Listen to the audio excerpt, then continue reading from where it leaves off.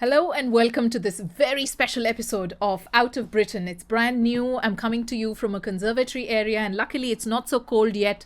So we are able to sit in a room which has some fresh air coming in. We don't need the heater. And I have with me some amazing young people. It's always so much energy when there are young people around. And right now they're really behaving themselves. But I have met them before. This bunch is a riot. The question I'm asking you guys, though, is being a student, a young person of Indian origin in Britain, or maybe a country in the West, it just happens that we are in Britain, does that mean an identity crisis? Because there's a lot of Indianness in the house, in the household with parents, but then when you're going to school, to college, you're trying to, may I use the word, fit in? Or is that an exaggeration, or is it an advantage? These are some things we're going to explore in this conversation. Quickly, let's do a round robin, introduce ourselves. Hi, my name's Adi. I'm 18. 18, okay. My name is Samyukta. I'm also 18. Okay. Hi, my name is Vignesh. I'm 23 years old. Okay. I am Radhika. I'm only 16 years old. I'm Sidhya and I'm 10 years old. 10 years old. I'm Shushantika and I'm 11 years old. Shushantika. Yes. Okay. Okay. I'm Laksh and I'm 17 years old. Hi, I'm Akshita and I'm 16 years old. Okay, fantastic. So that's a range from 10 all the way to 23. Perfect, because that's an amazing age group to try and understand what young people are feeling when they are British Indian in the West. So who wants to go first? Is it an identity crisis that you feel sometimes? Hi. Hi. I've been in this country for more than 15 years. And when I first came here, I was 10 years old, and it was so hard for me to try and fit in. I would say the word fit in because where I grew up from, I was just speaking Tamil. I'm originally, my mother tongue is Tamil. Mm-hmm. And once coming here, the different language barrier, it was so hard for me to try and adapt to. And so over the time, it took me almost 3-4 years to get fluent. I'd say not fluent, but just to start speaking. And in school, there was a bit of difficulties. And yeah. Did you face any racism?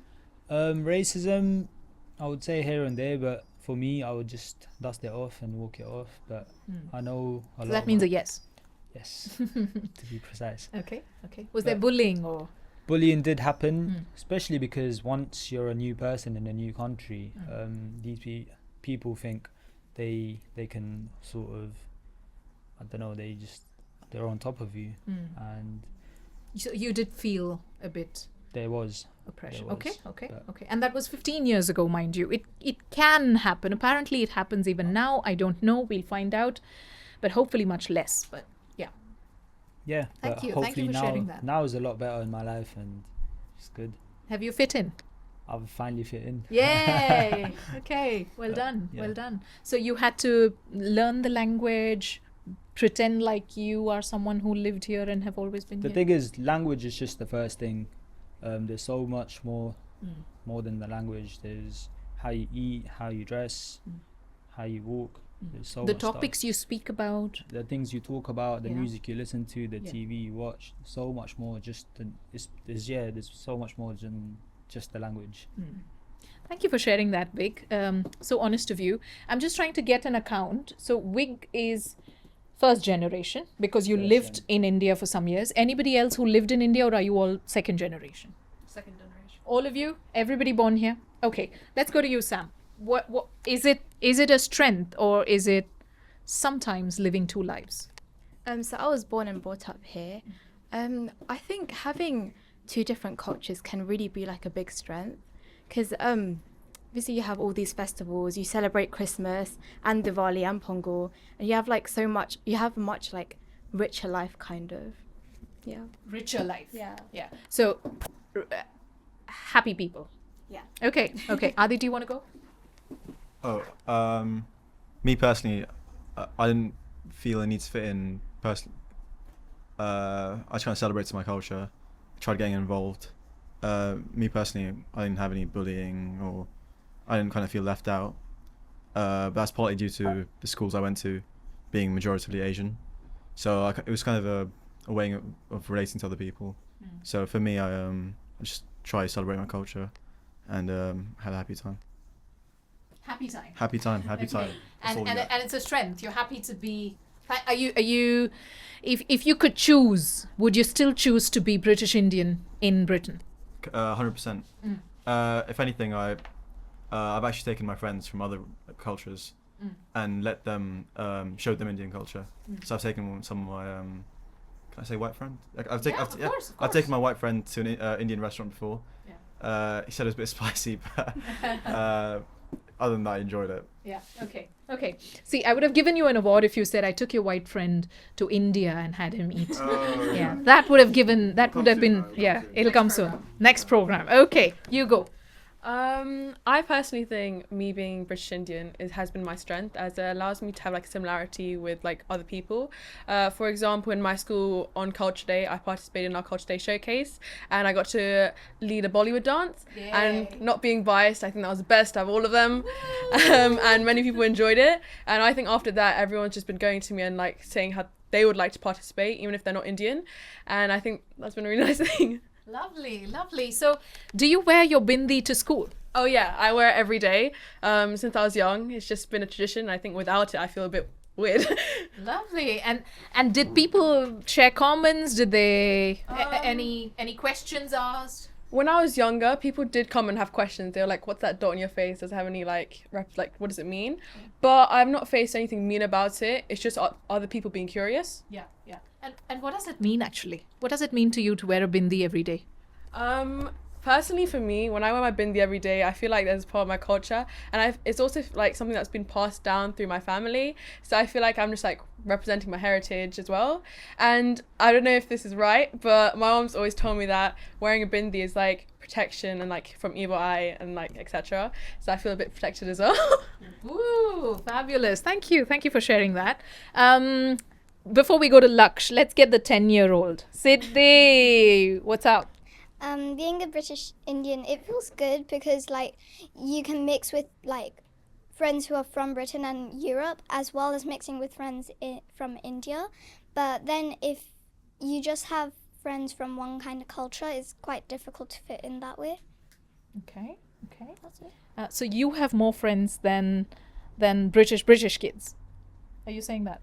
I have more Indian friends, but I also have I have quite a good number of like European or British friends as well. Okay, Laksh. Yeah, so I think that being British Indian, I think overall it's been an advantage. I think... Do you not feel like you're living two lives? None of you feel like it's... sometimes I'm confused. What's my identity really? Not really. I think I get like the best of both worlds. Like Sam said, you get to like celebrate both festivals, and you get to basically like do everything that a normal white British person would do, but you also get to do more things on top of that. Personally, I have never like faced any racism or anything like that. So yeah. Okay.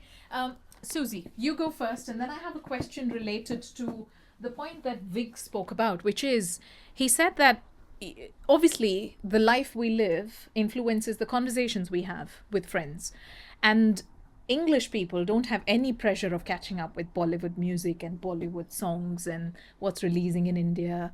But you guys have to, because that's you. And your cousins would know otherwise. And you have to also know local stuff. So is it a lot more learning to do? That's something I'm going to ask. But Siddhi, are you happy and absolutely in a delightful place? Or do you feel confused sometimes with having to eat very spicy food at home sometimes? It's kind of like a mix of both, as in like seeing like when I eat English food and then I come back home and then I see sambar or like paneer or curry. Most of my favorite foods are actually based like Indian foods. So my favorite Indian food would be paneer and then rotis. Sometimes I do get confused, as in like when I was a bit younger, I was like, oh, why are we eating this? Like, why am I not eating what my friends are eating? Like, their food looks so much better and all that stuff. But now, like, I've adapted to it, and I've realized it's like, it's part of my culture and my heritage. Yeah. So now I'm just like eating it, and I'm actually really happy with it. Yeah. Great. Thanks for that. So you've made peace with the fact that, yeah, this is my life. I'm going to come home to sambar and dal and paneer and rotis and spice. And at school, I eat what everybody eats. Okay, thanks for sharing that. We're going to slip into a short break. I'm going to ask you guys, what is the most Indian thing you do as a young person living here? But that's after this break. But there is more, because there are so many layers to understanding what really your identity is. And I'm going to ask these young people what their DNA feels like after this break. Welcome back. I am here with a bunch of young people trying to understand whether being Indian origin in Britain is hard for especially second generation, and 7 out of 8 here are second generation, and most out of the 7 said it's a greater advantage. But they also know that parents are watching this episode, so they're trying to be politically correct, am I not? And some friends moved around, and I can clearly not explain why the jumble up, but it's still the same set of fun people. And Susie has promised she won't giggle this time when the camera is on. Yeah, she's really trying hard. So while she finishes giggling, we'll go around to the rest to find out what is the most Indian thing people do. Who wants to go? Yes, go on, Adi. Probably study for my exams. I don't know. No, probably either the food I eat or the movies I watch. Or, What do you watch? Well, my mum and dad watch Bollywood, so I watch it with them. So that's about it, I think. Do you talk Bollywood with your friends?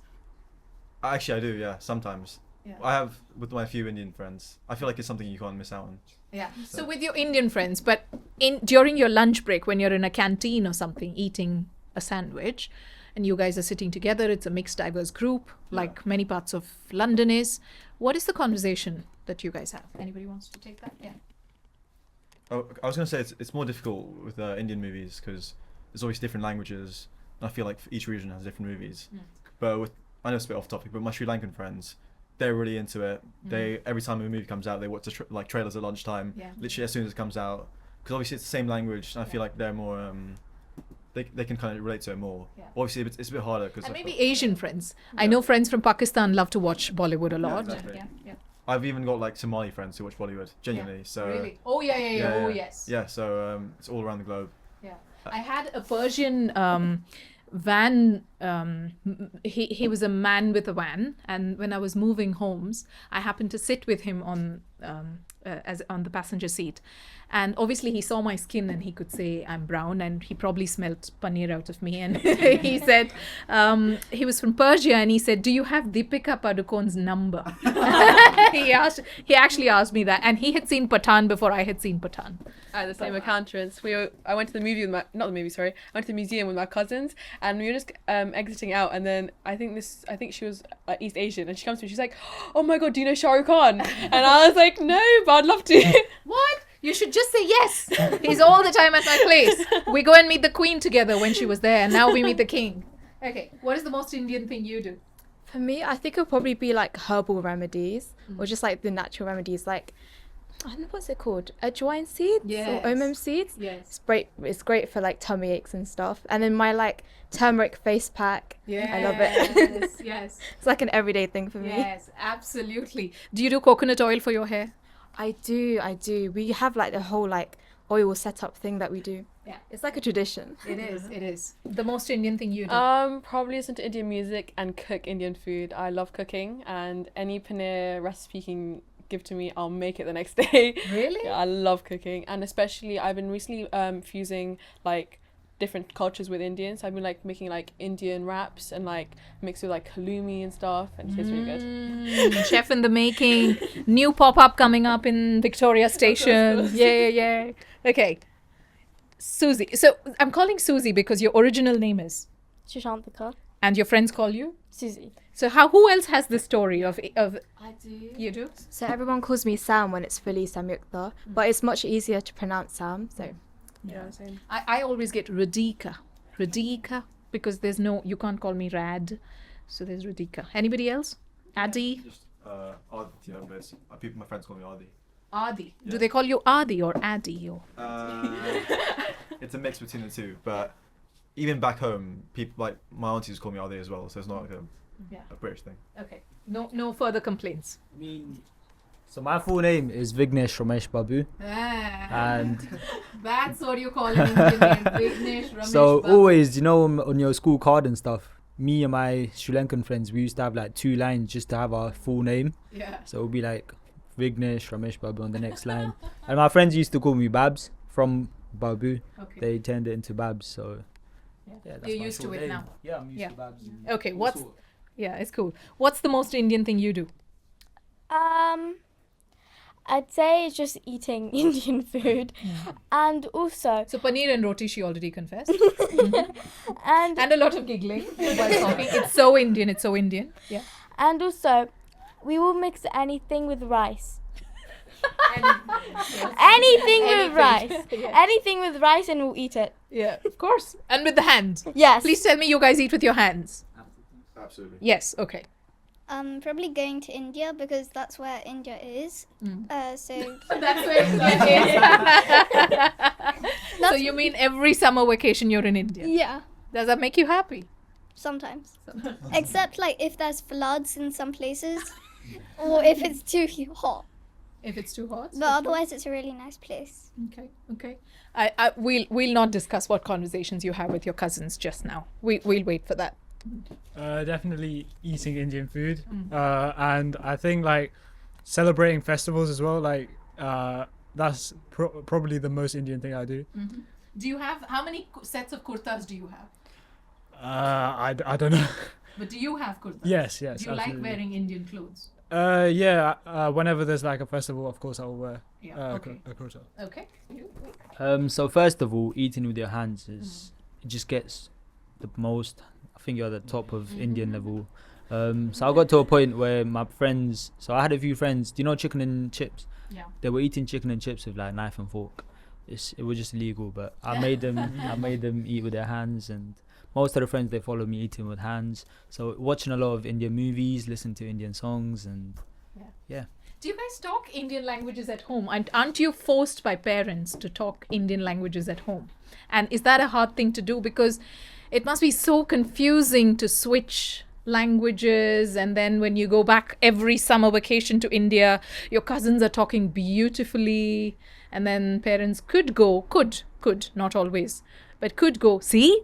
That's why I tell you to keep talking local languages. So Yes, at home we speak Tamil, but I have this thing where I can understand what they're saying, but I can't speak back in Tamil. I know it doesn't make sense. I don't know if like that's a me thing, but I've heard like some people are Clearly like it's that not as just well. But then if I go back to India, I usually pick up a bit more Tamil and Telugu as well. Yeah. And then with my grandparents, I speak to them in broken Tamil. Yeah. Yeah. Yeah. Yeah. So tell me honestly, when you have so much more than what your other local friends have here, which is you're living a very Indian life at home, Indian food, Indian movies, music, festivals, just the culture of just being Indian, and parents being very different from what English parents could be.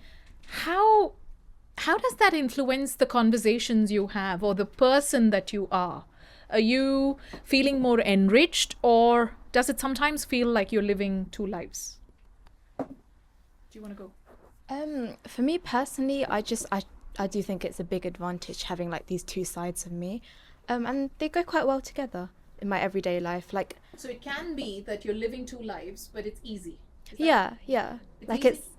it's interchangeable. You go to school and you have like English cuisines, and then you come home to Indian food, and yeah, that's something I enjoy. Yeah. Okay. Is it easy living 2 lives? If that's a good summary.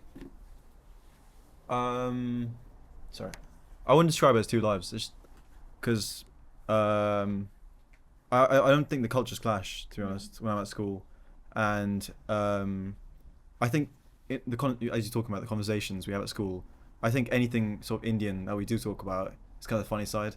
So we're talking about angry dads, like irrational mums being worried all the time. It's kind of WhatsApp groups. Yeah, WhatsApp groups. Yeah, so it's kind of the funny, light-hearted side of it. Yeah. But I don't think any of my friends I go into in depth about Indian culture or whatnot. And that's not something that you're sensitive about. You learn to laugh at those jokes, and you take those jokes well. Okay. I want to end this conversation with quick thoughts from you on if you could change something for the better, what would that be? Being as British Indian as you can be. But what is that one thing you would change? Would it be the holidays that you're often making to India, maybe fewer or more often, or just lesser pressure from parents, or letting you choose your own hobbies or subjects? What would that be? I'll start with you.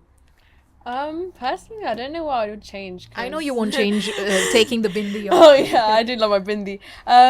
Because personally, I think my parents have allowed me to pick what hobbies, but of course they would try like push me in directions they would want, like maths or like computer science.